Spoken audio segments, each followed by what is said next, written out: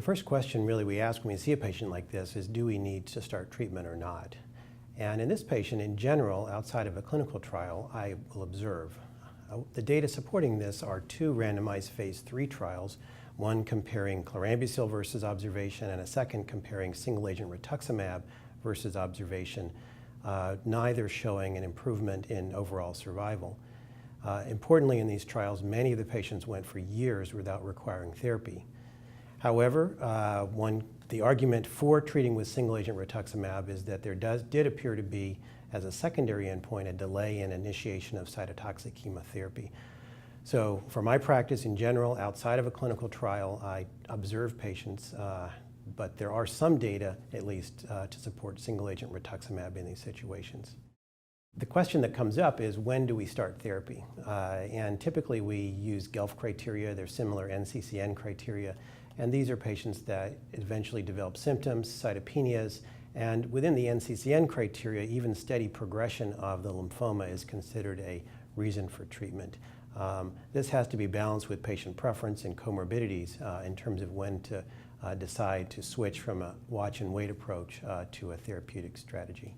One important consideration in a patient like this is the opportunity to enroll in clinical trials. Participation in a clinical trial is part of the NCCN indication for treatment, and in a disease that's otherwise thought to be essentially incurable, clinical trials can offer potentially beneficial options to patients in this situation. So this is something that I always discuss with patients, clinical trials if they're available. So eventually many patients will require treatment, and the question then that comes up is, what treatment do I choose? There are thankfully many options we can choose for patients with previously untreated follicular lymphoma, ranging from single-agent rituximab to chemo, immunotherapy to some novel regimens. The big decision often is whether one goes with single-agent rituximab or chemoimmunotherapy, and the single-agent rituximab choice often depends on the tumor burden. Typically, I would offer this to patients with low tumor burden or patients with significant comorbidities. Some patients also have significant anxiety or concerns about receiving chemotherapy. Those patients may also receive single-agent rituximab.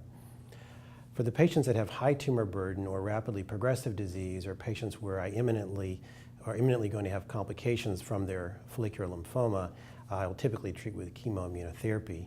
Historically, the approach has been with R-CHOP or RCVP, but there have been two randomized trials suggesting, at least for grade 1-2 follicular lymphoma, there may be a benefit or at least a non-inferiority of bendamustine rituximab as compared to R-CHOP or RCVP.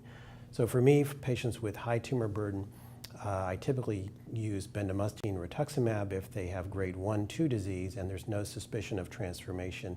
Certainly if they have transformed disease or if they have grade 3A or B, I would typically use R-CHOP. Data that was presented at the American Society of Hematology meeting in 2016 was the Galium trial.